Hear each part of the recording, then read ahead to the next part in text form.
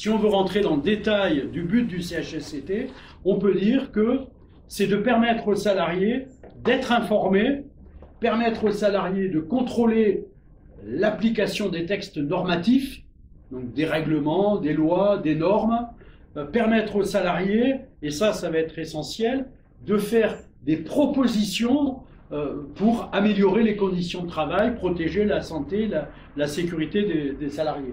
On verra que ces propositions, c'est repris dans les missions que vous donne le législateur, à l'article L4612-3, c'est pas l'article le mieux écrit du Code du travail, mais en tout cas il est clair, le CHSCT peut proposer des initiatives en matière de prévention des risques professionnels et il peut proposer des mesures des mesures de prévention, notamment pour la prévention du harcèlement moral ou du harcèlement sexuel.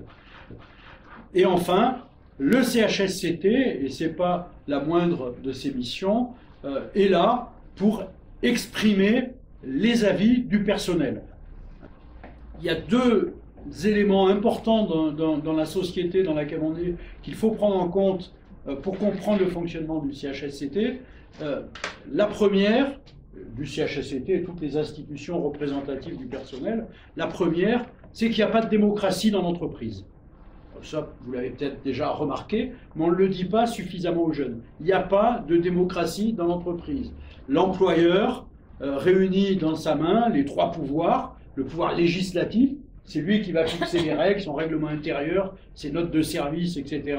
C'est lui qui va avoir le pouvoir exécutif, donc c'est lui qui va faire respecter les règles qu'il a fixées, et il va également avoir le pouvoir judiciaire, hein, il va pouvoir juger et sanctionner les manquements aux règles qu'il a fixées lui-même. Donc quand on a les trois pouvoirs dans une seule main, c'est pas de la démocratie. Hein, et d'ailleurs, tout le droit social, un des principaux fondements du droit social, en tout cas jusqu'à il n'y a pas très longtemps, c'était de protéger le faible contre le fort. C'était d'empêcher ou de limiter l'arbitraire patronal, hein, de mettre des barrières à ça.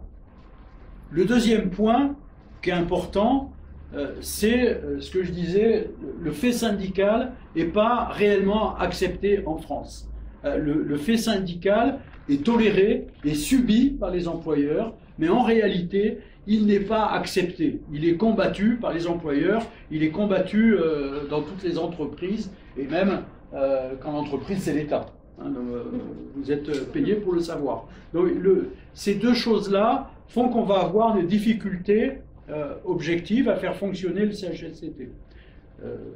Alors, le fait qu'il n'y ait pas de démocratie dans l'entreprise, je dis ça, c'est pour valoriser votre rôle.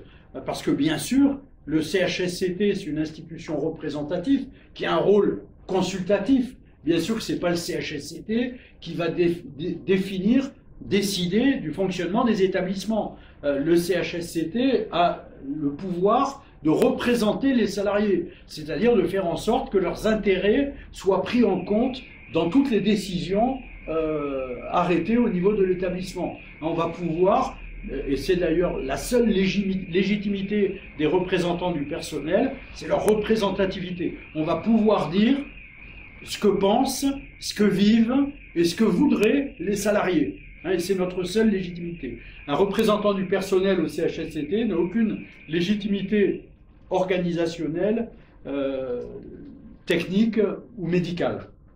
Sa seule légitimité, c'est sa représentativité. C'est pour ça que ce but du CHSCT formulé de cette façon est très important.